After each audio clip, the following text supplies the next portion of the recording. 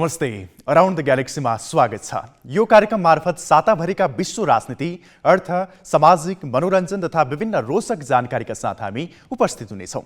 यो सता टर्की सिरियामा गएको शक्तिशाली भूकम्प, त्यहाँ सुरु भएको मानवीय सङ्कट, रुसका विरुद्ध लड्न युक्रेनले पश्चिमा मुलुकसँग मागेको हतियार, पाकिस्तानी पूर्व राष्ट्रपति परवेज मुशर्रफको मृत्यु, अमेरिकाद्वारा चिनिया गुप्तचर बलुन खसालेको प्रसङ्गले प्राथमिकता पाए। यी र यस्तै प्रसङ्ग आजको अराउन्ड द ग्यालेक्सीमा। सुरु गरौँ ग्यालेक्सी राउन्ड अपबाट।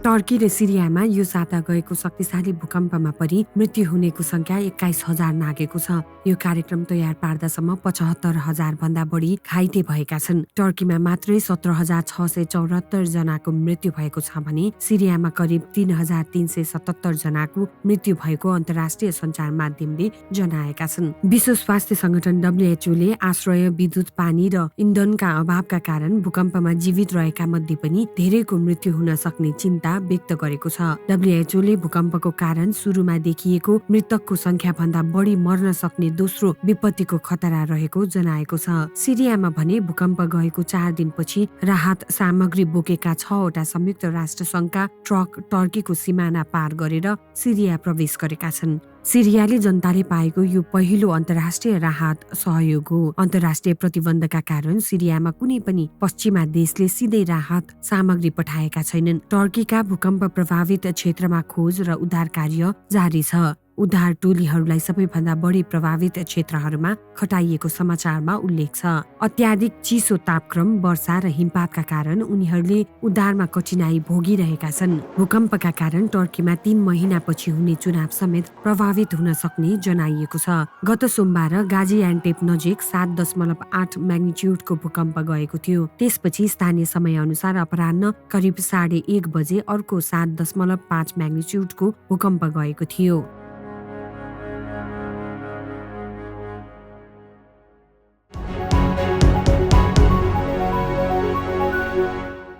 यो साता आन्दोलन चर्किँदै गएपछि भारतको सर्वोच्च अदालतले सिक्किमका नेपाली भाषीलाई आप्रवासीको दर्जा दिने फैसला सच्याएको छ। आयकर छुट सम्बन्धी रिटको फैसलामा सर्वोच्च अदालतले नेपाली भाषीलाई आप्रवासीको संज्ञा दिएपछि सन् 1975 अघिदेखि त्यहाँ बसोबास गरिरहेका नेपाली भाषी आन्दोलनमा उत्रिएका थिए। आन्दोलन चर्कदै गएपछि सर्वोच्च अदालतले आज फैसलाबाट विवादित वाक्यांश हटाएको भारतीय सञ्चार माध्यमले जनाएका छन्। व्यापक विरोधपछि भारतीय केन्द्र सरकार, सिक्किम राज्य सरकार र अन्य सम्बन्धित तेस्रो पक्षले फैसला परिमार्जनको लागि आवेदन दिएका थिए। न्यायाधीश MR शाह र BV नागरथनाको इजलासले उक्त फैसला सच्याउने निर्णय गरेको हो। यसअघि पूर्व मुख्यमन्त्री तथा विपक्षी दल सिक्किम डेमोक्रेटिक फ्रन्ट SDF का नेता पवन चामलिङ सम्मिलित संयुक्त कार्यदलको आह्वानमा सिक्किम बन्द गरिएको थियो। बन्दका कारण त्यहाँको जनजीवन प्रभावित भएको थियो। आन्दोलनकारीले मुख्यमन्त्री PS गोलेको राजीनामा समेत मागेका थिए। सिक्किमलाई हेर्ने केन्द्र सरकारको दृष्टिकोण अझै परिवर्तन नभएको भन्दै उनीहरूले आक्रोश पोखेका थिए। 5 दशक अघिसम्म छुट्टै देशका रूपमा रहेको सिक्किम सन् 1975 मा भारतमा विलय भएको थियो।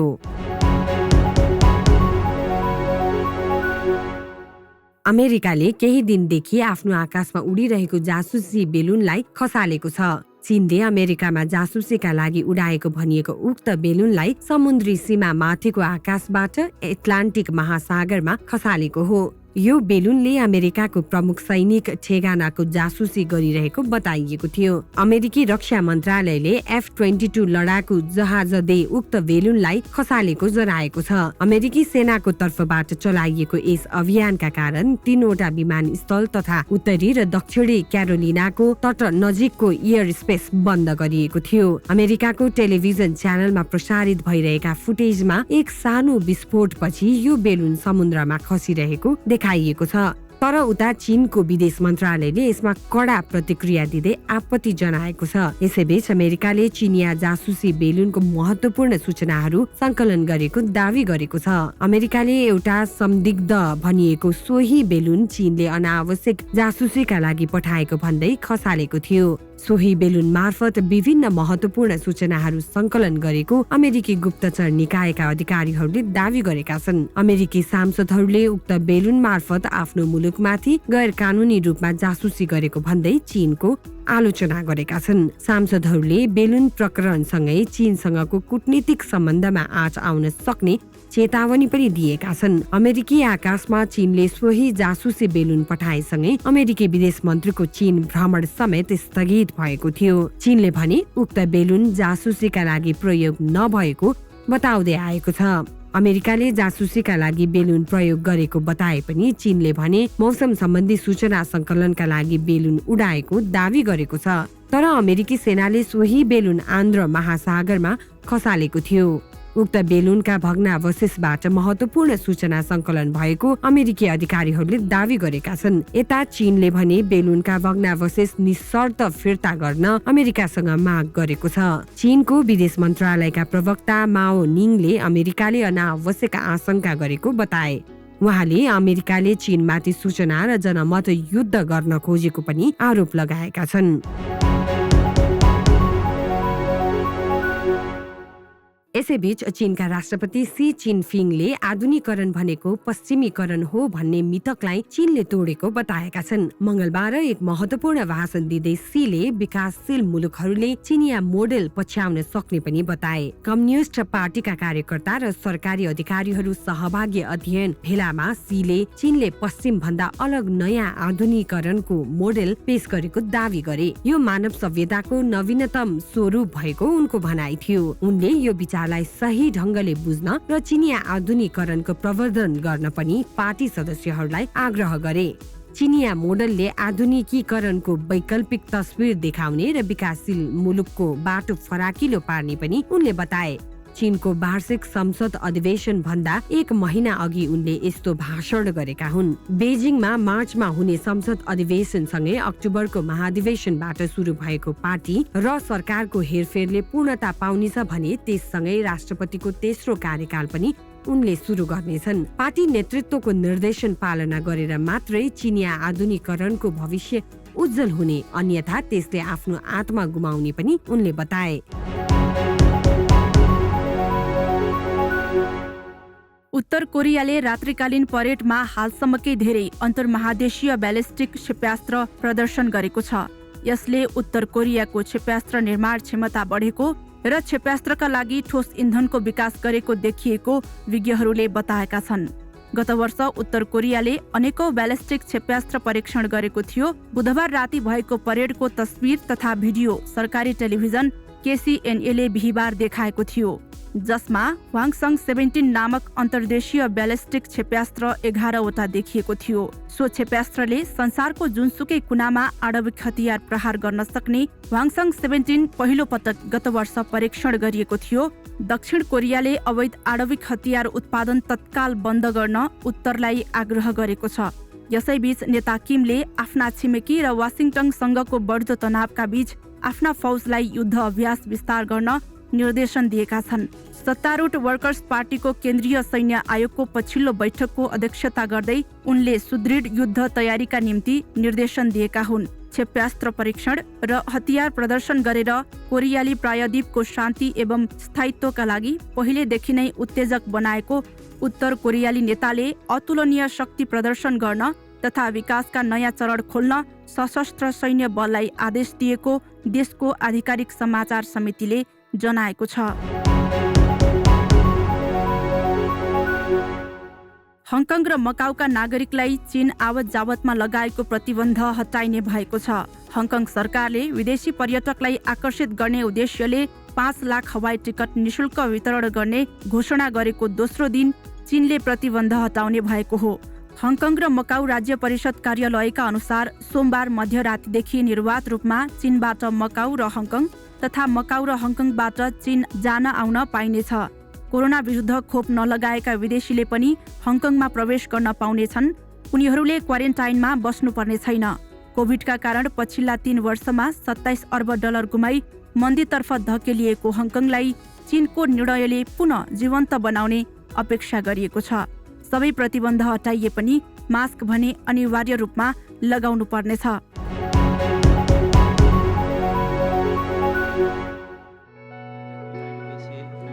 Pakistan has taken a considered decision to be a part of the coalition.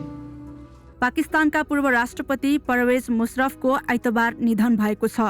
79 वर्षको उमेरमा मुशर्रफको निधन भएको हो। एमिलोइडोसिस रोगबाट पीडित मुशर्रफ लामो समयदेखि अमेरिकन अस्पताल दुबईमा उपचाररत थिए।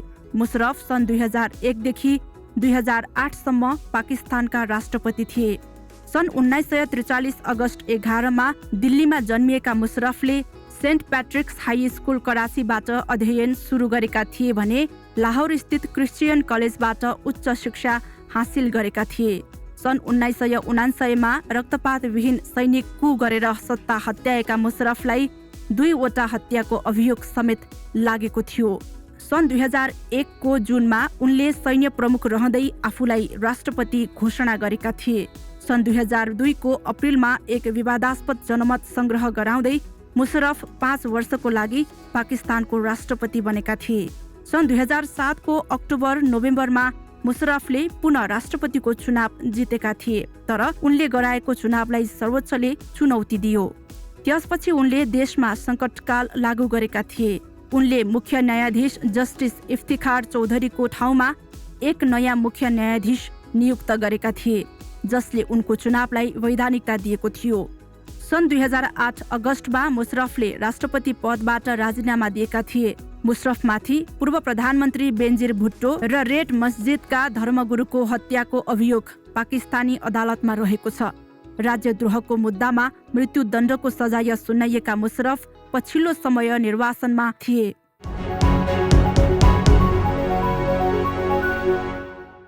युक्रेनले पश्चिमा मुलुकलाई थप युद्ध सामग्री उपलब्ध गराउन आग्रह गरेको छ।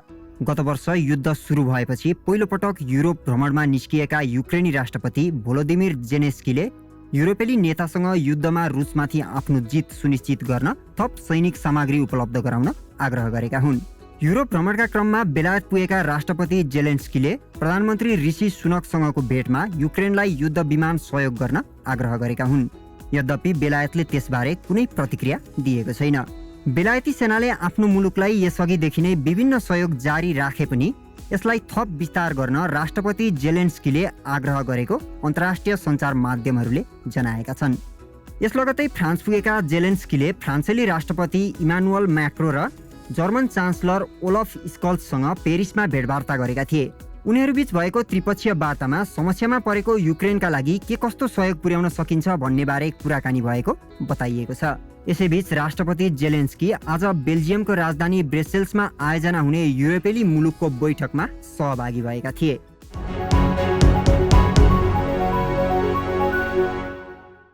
यसैबीच संयुक्त राष्ट्रसङ्घका महासचिव एन्टोनियो गुटेरेल्सले रुस युक्रेन युद्ध थप चर्किए विश्व नै एउटा बृहत युद्धमा फस्ने चेतावनी दिएका छन्।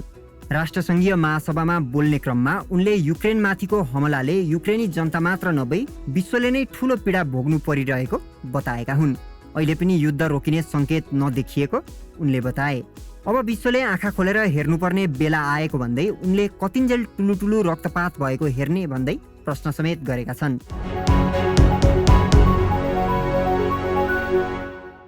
न्युजिल्यान्डका एक पाइलटलाई इन्डोनेसियाको पपुवा क्षेत्रका पृथकतावादी लडाकुले अपहरण गरेका छन्। आतंकवादी समूह पश्चिम पपुवा नेसनल लिबरेसन आर्मीले घटनाको जिम्मेवारी लिएको छ। विमानमा आगो लागेपछि नड्गाको पहाडी क्षेत्रमा आकस्मिक अवतरण गर्न बाध्य भएका पाइलट फिलिप मार्टेन्सलाई उनीहरूले अपहरण गरेको अन्तर्राष्ट्रिय सञ्चार माध्यमले जनाएका छन्। विमानमा एक बालक सहित 5 यात्रु पनि थिए। उनीहरूलाई भने रिहा गरिएको भनिएको छ। पृथकतावादीहरूले इन्डोनेसियाको पश्चिम पपुवा प्रान्तलाई स्वतन्त्र घोषणा गर्न माग गरेका छन्। नेसनल लिबरेसन आर्मीका प्रवक्ता सेवी साम्बोले सरकारले पश्चिम पपुवाको स्वतन्त्रताका लागि वार्ता नगरे पाइलटको हत्या गरिने धम्की दिएका छन्। न्युजिल्यान्ड सरकारले घटनाबारे आफू जानकार रहेको जनाएको छ। इन्डोनेसियामा रहेका आफ्ना राजदूतले पाइलटको परिवारलाई सहयोग गरेको न्युजिल्यान्ड सरकारले जानकारी समेत दिएको छ। इरानमा सरकार विरोधी प्रदर्शनीमा गिरफ्तार भएका 10,000 कैदीबन्दीले आम माफी पाएका छन्। इस्लामी गणतन्त्र दिवसको अवसरमा सर्वोच्च नेता आयातोल्लाह अली खामेनीले सरकार विरोधी प्रदर्शनमा गिरफ्तार गरिएका मध्ये 10,000 कैदीलाई माफी दिएका हुन्।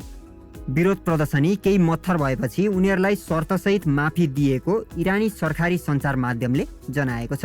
भ्रष्टाचारका आरोपी, दोहोरो नागरिकताको कसुर, विदेशी एजेन्टका लागि जासुसी गरेको मुद्दा र इस्लामिक गणतन्त्रको विरोध गरेको आरोप लागेकालाई भने माफी दिइएको छैन। गत सेप्टेम्बरमा प्रहरी हिरासतमा एक युवतीको मृत्यु भएपछि इरानमा विरोध प्रदर्शन सुरु भएको थियो। सरकारले विरोध प्रदर्शनमा सहभागी भएको आरोपमा 20,000 मानिसलाई पक्राउ गरेको थियो, जसमध्ये 4 जनालाई मृत्युदण्ड दिएको छ। इरानले प्रदर्शनकारीहरूलाई मृत्युदण्ड दिन थालेपछि सरकार विरोधी आन्दोलन सेलाउँदै गएको छ। यी थिए साताका प्रमुख अन्तर्राष्ट्रिय प्रसङ्ग। अबको पालो साताको मुख्य घटनाको विस्तृत विश्लेषण ग्यालेक्सी एनालाइसिसमा।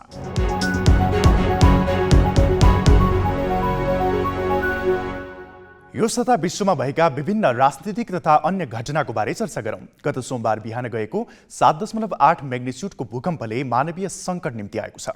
20,000 भन्दा बढीको मृत्यु भइसकेको यो प्राकृतिक विपत्तिले मानवीय मात्र होइन, भौगोलिक परिवर्तन समेत गरेको छ। भूकम्पका कारण टर्की र सिरियाको जमिन 10 फिट अर्थात् करिब 3 मिटर पश्चिमतिर सरेको छ। थप प्रसङ्ग यो रिपोर्टमा। सोमबार गएको 7.8 म्याग्निच्युडको भूकम्पका कारण टर्कीको जमिन 10 फिट अर्थात् करिब 3 मिटर पश्चिमतिर सरेको छ। यो दावी इटालीका भूकम्प विज्ञले गरेका हुन्। यसअघि सन् 2011मा जापान र सन् 2022मा भारतमा पनि जमिन भासिएको समाचार आएको थियो। विज्ञहरूका अनुसार यो पृथ्वी ठूला ठूला टेक्टोनिक प्लेटमाथि अवस्थित छन्। यी प्लेट मुनि तरल पदार्थ लाभा रहेको छ। यी प्लेट लगातार तैरिरहन्छन्। त्यस क्रममा कयौं पटक एकापसमा ठोकिन पुग्छन्। टर्कीको धेरै भूभाग एनाटोलियन टेक्टोनिक प्लेटमाथि रहेको छ। यो प्लेट युरेसियन, अफ्रिकन र अरबियन प्लेटको बीचमा फसेको छ। इटालीका भूगर्भविदका अनुसार एनाटोलियन टेक्टोनिक प्लेट र अरबियन प्लेट एक अर्का बीच 225 किलोमिटर सरेका छन्। यसैका कारण टर्की आफ्नो भौगोलिक स्थानबाट 10 फिट सरेको हो। उनीहरूले बताए अनुसार टेक्टोनिक प्लेटमा भएको यस परिवर्तनले टर्की सिरियाको तुलनामा 5 देखि 6 मिटर अर्थात् लगभग 20 फिट भित्र पसेको छ। तर यो कुरा आफूले अहिले प्राप्त विवरणका आधारमा भनेको बताइरहेका छन्। आगामी दिनमा यसबारे स्याटेलाइट तस्बिरबारे अझै सटिक जानकारी मिल्न सक्ने बताएका छन्। सन् 1939 पछिकै ठूलो प्राकृतिक यस विपत्तिले मानवीय र आर्थिक सङ्कट मात्र होइन, भूगोलमा समेत असर गर्दा यसले दीर्घकालीन असर गर्ने भूगर्भविदहरूले बताएका छन्। अब लागौँ पाकिस्तानमा जारी सङ्कटको प्रसङ्गतर्फ। पाकिस्तानमा हालैका दिनमा राजनीतिक तथा आर्थिक सङ्कट झन झन गहिरिँदै गएको छ। अन्तर्राष्ट्रिय मुद्रा कोषले सहयोग गर्ने भनिए पनि महँगीको मारमा पाकिस्तानी परेका छन्। आर्थिक सङ्कटका साथै आतंकवादी हमलाले पनि पाकिस्तान जर्जर अवस्थामा पुगेको छ। पाकिस्तान सरकारले डलरको मूल्य 231 रुपियाँभन्दा माथि जान नदिने गरी निर्धारण गरेको सीमा गत बुधबारबाट खारेज भयो। यससँगै अमेरिकी डलर 2 दिनमै 31 रुपियाँ 71 पैसा अर्थात् 13.73% महँगिएको छ। बुधबार 230 रुपियाँ 89 पैसा रहेको डलरको सट्टै दर बिहिबार 255 रुपियाँ 43 पैसा र शुक्रबार 262 रुपियाँ 60 पैसा पुगेको छ। अन्तर्राष्ट्रिय मुद्रा कोष अर्थात् आइएमएफले बिहिबार विनिमय दरलाई खुल्ला बजारबाट निर्धारण हुने गरी स्वतन्त्र छाडिदिन दिएको दबाव थेग्न नसकेपछि पाकिस्तान सरकारले नीतिगत अंकुश हटाएको हो।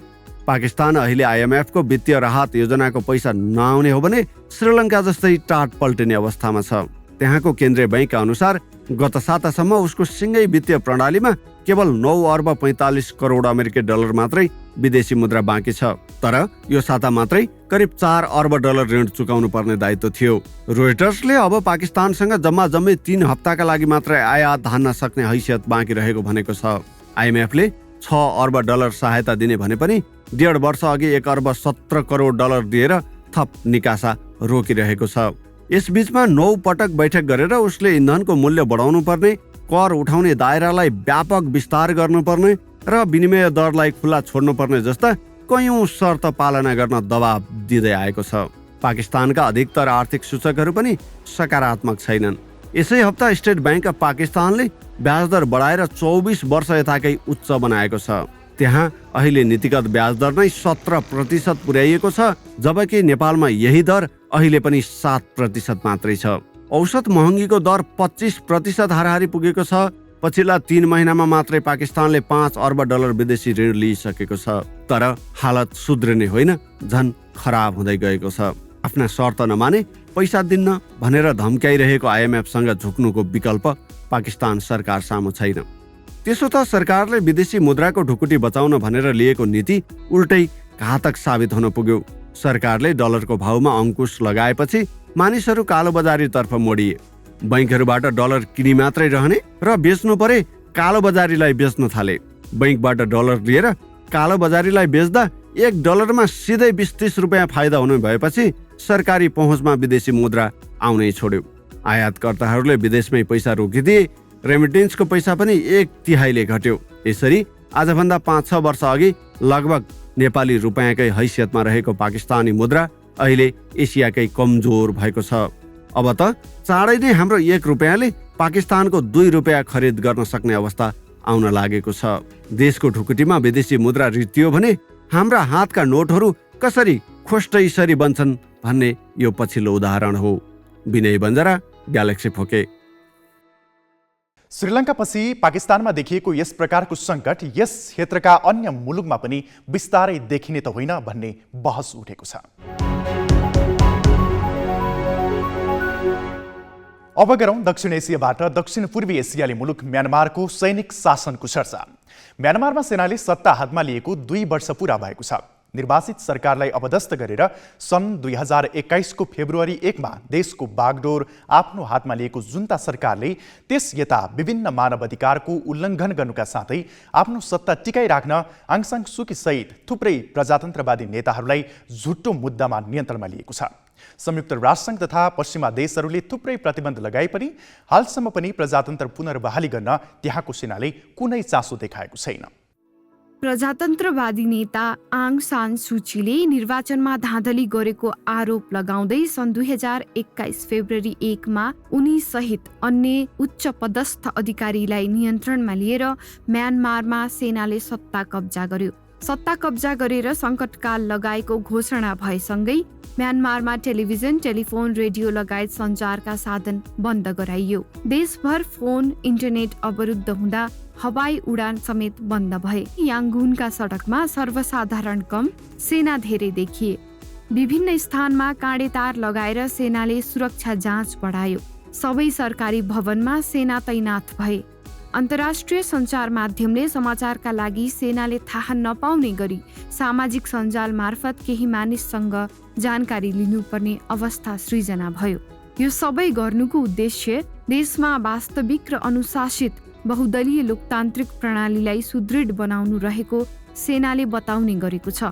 तर पछिल्लो 2 वर्षमा नागरिकको जनजीवन थप कष्टकर बन्दै गएको छ। हिंसा, अपराध र द्वन्द्वका घटना बढेका छन् भने सामाजिक सुरक्षा, शिक्षा, स्वास्थ्य र मानव अधिकारको अवस्था दयनीय छ। बालबालिका विद्यालय जान पाएका छैनन्।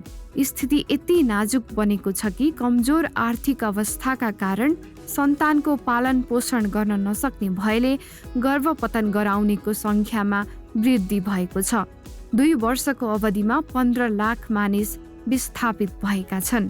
सैन्य शासन विरुद्ध लड्न हतियारधारी समूह पिपल्स डिफेन्स फोर्स PDF गठन गरिएको छ, जसलाई दबाउन सेनाले हवाई आक्रमण तीव्र बनाएको छ। शासन विरोधी सशस्त्र समूह र सेनाबीच दिनहुँ जसो भिडन्त भइरहेका छन्। सेनाले सत्ता हातमा लिएपछि म्यानमारमा भएका प्रदर्शनमा 2500 भन्दा बढीको मृत्यु भइसकेको छ, जसले म्यानमार पूर्णतया गृहयुद्धमा फसेको टिप्पणी सुरु गरेको छ। वर्षौंको प्रयासपछि राजनीतिमा सुधारको सङ्केत देखिए पनि सेनाले सत्ता हातमा लिँदा आम नागरिकको स्थायित्वको सपना तुहिएको छ। कडा सैन्य शासनको अधीनमा लामो समय गुजारेर 90 को दशकपछि उत्साहका साथ प्रजातन्त्रलाई आत्मसात गरेको म्यानमार अहिले गृहयुद्ध र हिंसात्मक द्वन्द्वमा नराम्रोसँग फसेको छ। International bureau, galaxy 4K। विभिन्न क्षेत्रीय संगठनहरूबाट समेत अलग बनाइए पनि म्यानमारको सेनाले कुनै पनि ठोस कदम नचालेपछि अन्तर्राष्ट्रिय समुदाय रुष्ट भएको छ। अब पालो अमेरिकाको। लगातार भएको गोलीकाण्डमा परेर धेरै मानिसको मृत्यु भएपछि साना हात हतियार नियन्त्रण गर्न राज्य असफल भएको भन्दै अमेरिकी सरकारको आलोचना भएको छ। आम मानिसले सुरक्षाका नाममा बाँडिएको हतियारले असुरक्षा बढेको भन्दै यसलाई रोक्न तुरुन्त ठोस कदम चाल्नुपर्ने आवाज उठ्दै गर्दा अमेरिकी समाजमा भएको रङ्गभेदी आक्रमण र यसले उठाएको चुनौतीको पनि चर्चा उत्तिकै छ।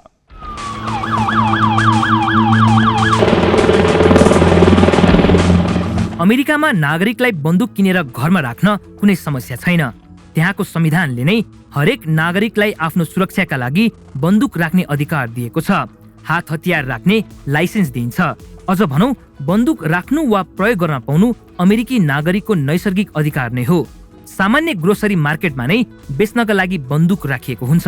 यसरी सहजै उपलब्ध हुने बन्दुकका कारण आत्मसुरक्षामा सहज भएको अमेरिकी सरकारको दाबी छ। तर तथ्याङ्क केलाउने हो भने अमेरिकामा यस्तै हतियारका कारण डरलाग्दा गोलीकाण्ड हुने गरेका छन्, जसमा वर्षेनी हजारौं नागरिकको ज्यान जाने गरेको छ। अमेरिकामा जसरी हतियार बिक्रीको अनुपात बढिरहेको छ, उसै गरी हत्या, आत्महत्या, सामूहिक गोलीकाण्ड र कारण नखुलेका घटनाबाट मृत्यु हुनेको तथ्याङ्क उकालो लागिरहेको छ। व्यक्तिगत सुरक्षाका लागि राखिएका हतियारले स्वयं अमेरिकी नागरिकले नै सुरक्षा चुनौतीको सामना गरिरहेका छन्। अमेरिकी रोग नियन्त्रण र रोकथाम केन्द्र CDCका अनुसार सन् 2020 मा 610 सामूहिक गोलीबारीका घटना भए। सो वर्ष बन्दुक सम्बन्धी आपराधिक घटनामा परि 45,222 जनाको मृत्यु भयो। यस्तै सन् 2021 मा 690 सामूहिक गोलीकाण्ड भए। त्यस वर्ष गोलीबारीमा परि 49,000 जनाले ज्यान गुमाए। अमेरिकामा सन् 2022 मा मात्रै 647 सामूहिक गोलीबारीको घटना भए। ती आपराधिक घटनामा परि 44,000 जनाको मृत्यु भएको CDCको तथ्याङ्क छ। यस्तै सन् 2023 सुरु भए यता हालसम्म 39 भन्दा बढी बन्दुक सम्बन्धी आपराधिक घटना भइसकेका छन्, जसमा 120 बालबालिका सहित 1214 जनाको मृत्यु भएको छ। अमेरिकामा सामूहिक गोलीबारीको श्रृङ्खला एकपछि अर्को थपिँदैछ। गोलीकाण्डपछि बन्दुक नीति परिवर्तनको आवाज बेला बेलामा उठ्ने गरेको छ। अमेरिकी सांसदहरूले बन्दुक नियन्त्रण सम्बन्धी ऐतिहासिक द्विपक्षीय विधेयकमा सहमति जनाए। यो सहमतिले लामो समयदेखि बन्दुक हिंसाबाट पीडित अमेरिकी नागरिकले त्यसबाट केही हदसम्म मुक्त हुने अपेक्षा गरेका छन्। तर पनि अमेरिकामा हालसम्म गोली सम्बन्धी आपराधिक घटना कम हुन नसकेको तथ्याङ्कले देखाएको छ। अमेरिकामा सुरक्षाका लागि राख्न दिइने हतियारकै दुरुपयोग गर्दा नागरिक झन असुरक्षित बनेका छन्। International bureau, galaxy 4K। यसरी हात हतियार र रङ्गभेदी क्रियाकलापले अमेरिकी समाज कता जाँदैछ र यसलाई रोक्न बाइडेन प्रशासन असफल हुँदै गएको भन्दै सर्वत्र आलोचना भएको छ। अब पालो जापानको। हालै प्रधानमन्त्री फुमिदो किसिदाले जापानको जन्मदर निकै नै कम रहेको भन्दै चिन्ता व्यक्त गरे। जापानको जन्मदर निकै तल झरेको र यसले काम गर्ने जनसङ्ख्यामा निकै कमी आउने भन्दै जापानी सरकारले चिन्ता जनाएको छ। हुन त नेपालमा पनि हिजो आज कामकाजी पुरुष र महिलाको संख्या बढ्दो छ। युवा जनशक्ति विदेशिने क्रम तीव्र बनेपछि एकजना मात्रै सन्तान जन्माउने दम्पतिको संख्या नेपालमा पनि उल्लेख्य पाइन्छ। विदेशमा यो क्रम अझै अगाडिदेखि नै सुरु भएको हो। यसले जनसाङ्ख्यिक अवस्थामा नै असर पारिरहेको छ। जापानमा महिला तथा पुरुष दुवैमा कामप्रतिको व्यस्तता र लगाव समान भएपछि सन्तानको जिम्मा काँधमा बोक्न चाहँदैनन्। बिजनेस इन्साइडरको एक रिपोर्ट अनुसार यदि दम्पतिहरूले सन्तान जन्माउने कुरामा अहिलेकै जस्तो अनिच्छा देखाउने हो भने आगामी 20 वर्षमा जापानमा वृद्ध वृद्धाको जनसङ्ख्या 35% बढी हुनेछ। अनुसन्धानकर्ताहरूका अनुसार यदि जापानमा जनसङ्ख्यामा वृद्धिमा ध्यान नदिने हो भने आगामी 50 वर्षमा त्यहाँको जनसङ्ख्या घटेर 8 करोडमा सीमित हुनेछ। यो क्रम अझै जारी रहने हो भने यो शताब्दीको अन्त्यसम्ममा जापानको जनसङ्ख्या घटेर 5 करोड 30 लाख भन्दा कममा पुग्नेछ। अर्थात् जापानमा जन्मदर निरन्तर घटिरहेको छ भने वृद्धावस्थाको जनसङ्ख्याको अनुपात बढिरहेको छ। सन् 2025 सम्ममा जापानमा हरेक 3 मध्ये 1 जना मानिस 65 वर्षभन्दा माथिको हुने देखिन्छ। हाल यहाँ 29.1% जनसङ्ख्या 65 वर्ष माथिका छन्। सोही कारण जापानलाई सुपर एज्ड मुलुकको सूचीमा राखिएको छ।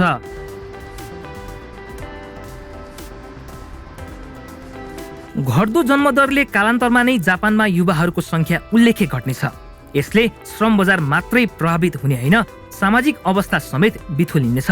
श्रम बजारलाई चलायमान अवस्थामा राख्न विदेशी कामदारको प्रवेशले जापानी ऐन बाहिरिनेछ भने सामाजिक र सांस्कृतिक अवस्था समेत प्रभावित हुनेछ।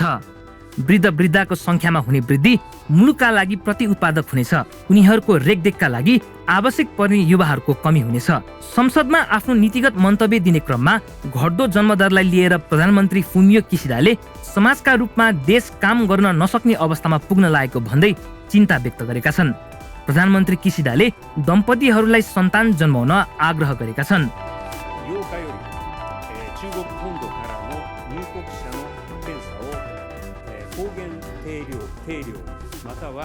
जापान सरकारले अहिले पनि जन्मदर बढाउन विभिन्न कार्यक्रम सञ्चालन गरिरहेको छ। 12 करोड 50 लाख जनसङ्ख्या भएको जापानमा गत वर्ष 8 लाख भन्दा कम बच्चा जन्मिएको सरकारी तथ्याङ्क छ। सन् 1970 को दशकमा जापानमा वर्षेनी 20 लाख भन्दा धेरै बच्चा जन्मन्थे। 85 वर्ष औसत आयु भएको जापानमा जनसङ्ख्या वृद्धि दर भने 0.3% को हाराहारी छ। घट्दो जन्मदरका बीच जापानमा एक महिलाले आफ्नो जीवनकालमा 1.34 जना मात्रै सन्तान जन्माउनु आफैमा चिन्ताको विषय बनेको हो। International bureau, galaxy 4K। वृद्धको जनसङ्ख्या बढ्दै जाँदा राज्यको आर्थिक भार पनि उत्तिकै बढेको भन्दै यसका लागि छिट्टै उपाय नअपनाए जापानको स्थिति खस्किने विश्लेषकहरूको भनाइ छ। अब कुरा गरौँ ChatGPT-को। अहिले प्रविधिको दुनियाँमा ChatGPT-को खूब चर्चा भइरहेको छ। यसले एउटा नयाँ युगको सुरुवात गरेको IT विश्लेषकहरूको भनाइ छ। हेरौँ न त आखिर के रहेछ ChatGPT। ChatGPT एउटा आर्टिफिसियल इन्टेलिजेन्स AI मोडल हो। प्रयोगकर्ताले ChatGPT-लाई कुनै पनि सवाल सोध्न मिल्ने र यसले प्रयोगकर्ताको प्रश्नको उत्तर सहज र संवादात्मक शैलीमा दिने गर्छ, जसका कारण यसको प्रयोग बढ्दो छ। सबै प्रयोगकर्ताहरूले कुनै पनि विषयमा जानकारी चाहेमा गुगल सर्च इन्जिन प्रयोग गरिरहेका हुन्छौ। गुगलले प्रयोगकर्ताको प्रश्नको जवाफ विभिन्न लिङ्क मार्फत दिने गर्छ। कतिपय विषयमा त प्रयोगकर्तालाई खोजेकै उत्तर पाउन गाह्रो हुन्छ, तर प्रयोगकर्ताले ChatGPT-मा कुनै पनि प्रश्नको उत्तर खोजेमा यसले विज्ञको जस्तै जवाफ दिन्छ। सोही कारण प्रयोगकर्ताको रोजाइमा ChatGPT परेको हो। सन् 2015 AI-लाई विकास गर्न स्थापित संस्था ओपन AI-ले ChatGPT सार्वजनिक गरेको हो। ओपन AI-का अध्यक्ष तथा सहसंस्थापक ग्रेग ब्रोकम्यानका अनुसार ChatGPT 2022 नोभेम्बर 30 परीक्षणको रूपमा सार्वजनिक भयो। त्यसको 5 दिनमै 10 लाखले यसको प्रयोग गर्न थाले। तर ChatGPT-ले आम्दानीका लागि कस्तो रणनीति अपनाउँछ भन्ने विषय हालसम्म पनि सार्वजनिक गरेको छैन। यदि ChatGPT अहिलेको जसरी नै निशुल्क सञ्चालन भएमा यसले गुगल जस्तो कम्पनीको आम्दानीलाई ठूलो धक्का पुग्ने विज्ञहरू बताउँछन्। मानिसहरूलाई कोडिङ बारे जानकारी दिने, सुझाव दिने, व्यक्तिगत विवरण बनाइदिने जस्ता सेवाहरू ChatGPT-ले दिने गर्छ, जसका कारण यो च्याटबोटलाई छोटो समयमै धेरैले प्रयोग गर्न थालेका छन्। ChatGPT-लाई मानव जस्तै कुराकानी गर्न, उनीहरूकै भाषा बुझ्न र सोही भाषामा जवाफ दिन तयार पारिएको हो। ChatGPT चलाउन प्रयोगकर्ताले सुरुमा आफ्नो इमेल ठेगाना र सम्पर्क नम्बर प्रविष्ट गरेर खाता बनाउनु पर्ने हुन्छ। यसपछि प्रयोगकर्ताको नम्बर वा इमेलमा यसले भेरिफिकेसन कोड पठाउँछ। सो कोड हालेपछि प्रयोगकर्ताले ChatGPT चलाउन सक्छन्। ChatGPT बारे कम्पनीको परीक्षण जारी छ, त्यही कारण पनि यसमा सीमितताहरू छन्। तर पनि यसमा भएका राम्रा फिचरले ती सीमिततालाई दबाएर राखेको छ भन्दा फरक पर्दैन। International bureau, galaxy 4K।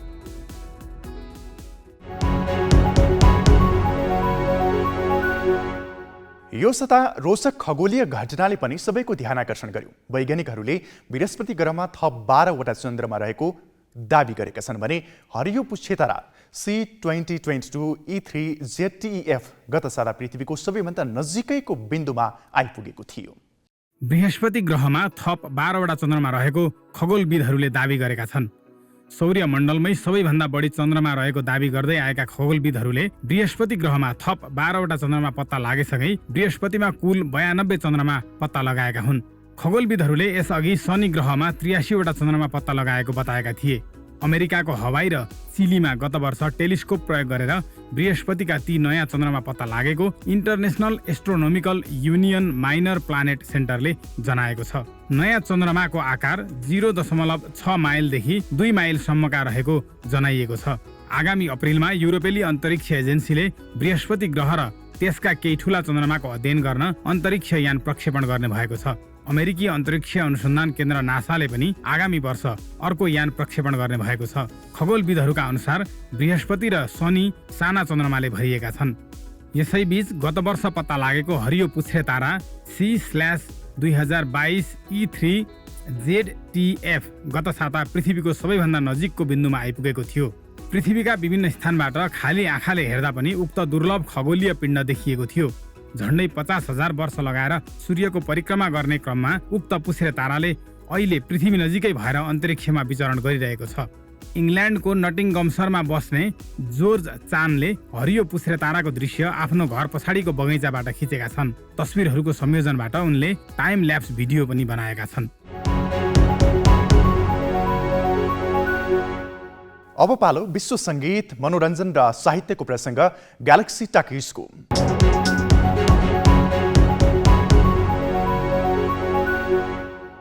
ग्रामी अवार्डको 65औं संस्करणमा पप स्टार बियोन्सेले कीर्तिमान राखेकी छन्। सोमबार अमेरिकाको लस एन्जल्समा आयोजित समारोहमा 32औं अवार्ड जित्दै उनी हालसम्म बढी ग्रामी अवार्ड जित्ने गायिका बनेकी हुन्। द न्युयोर्क टाइम्सका अनुसार बियोन्सेले हङ्गेरी ब्रिटिस नागरिक जर्ज सोल्टीको रेकर्ड तोडेकी छन्। उनले 20 वर्षसम्म ग्रामी अवार्डमा 31 अवार्ड जितेकी थिइन्। बियोन्सेले यस वर्ष 4 विधामा अवार्ड जितेकी छन्। उनले डान्स एल्बम रेनेसान्सबाट उत्कृष्ट नृत्य तथा इलेक्ट्रोनिक एल्बम, बेस्ट R&B गीत, उत्कृष्ट नृत्य इलेक्ट्रोनिक रेकर्डिङ र उत्कृष्ट परम्परागत R&B पर्फर्मेन्स विधामा अवार्ड जितेकी हुन्। उनी यस वर्षको ग्रामीमा 9 विधामा मनोनित भएकी थिइन्।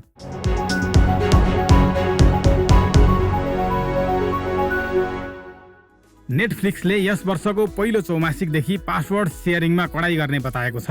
अघिल्लो हप्ता शेयर धनीहरूका लागि जारी कम्पनीको आय रिपोर्टमा नेटफ्लिक्सले यस्तो घोषणा गरेको हो। यस अनुसार अबका दिनमा घर परिवार बाहिरका मानिसहरूसँग पासवर्ड सेयर गर्ने अभ्यास झन जटिल हुने तथा सिंगल सब्सक्रिप्सन सेयर गर्न अतिरिक्त शुल्क लाग्न सक्ने सम्भावना देखिएको छ। अफ युजले नेटफ्लिक्सको प्रयोगलाई घर परिवारमा सीमित गरेको छ। अब आउने परिवर्तन आफ्नो अकाउन्टलाई व्यापक रूपमा सेयर गर्ने सदस्यहरूका लागि हो भनेर बुझ्नुपर्ने नेटफ्लिक्सले शेयर धनीहरूलाई आफ्नो रिपोर्टमा भनेको छ। गत वर्ष निश्चित मध्य तथा दक्षिण अमेरिकी देशहरूमा नयाँ नियमको परीक्षणका आधारमा कम्पनीले छोटो अवधिका लागि नकारात्मक प्रतिक्रियाको अपेक्षा गरेको पनि स्वीकार गरेको छ। तर कहिलेदेखि यो नयाँ नियम लागू हुन्छ भन्ने विषयमा भने नेटफ्लिक्सले खुलाएको छैन।